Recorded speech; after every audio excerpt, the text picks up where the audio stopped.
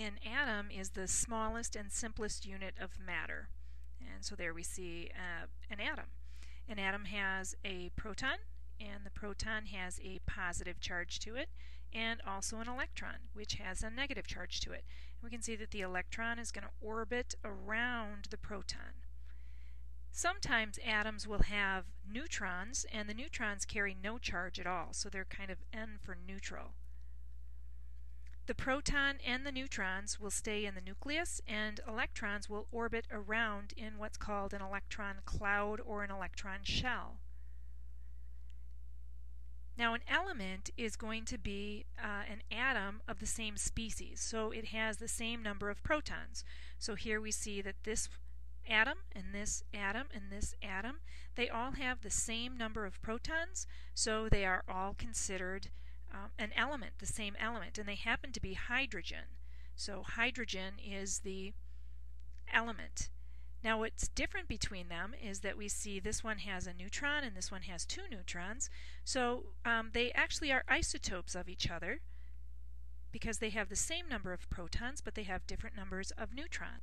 Now these isotopes can be used for very useful things, such as imaging in healthcare. Sometimes these isotopes can be unstable, and then we call them radioactive isotopes. And again, we can use these radioactive isotopes in diagnoses, but real strong isotopes are going to be dangerous. Now let's talk about the electrons. Electrons are going to orbit around the nucleus, because the electron carries a negative charge and the nucleus has a positive charge because of the protons. So they're attracted to the proton and they orbit around it.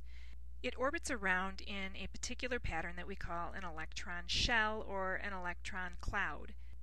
When we look at the elements, we can see that there will be just as many protons as there are electrons. And so here we see hydrogen that has one proton and one electron. Helium has two protons and two electrons, and these two electrons are going to orbit around the nucleus. Now, once the first electron shell is filled with two electrons, then it's considered stable and it can't accept any more electrons. So when we get to a bigger atom or element, such as lithium, we can see that lithium has three protons in its nucleus and therefore will have three electrons. The first two electrons will fill the inner shell or the inner electron cloud, and then the third electron will fill the outer or the second cloud. The second cloud can carry up to 8 electrons.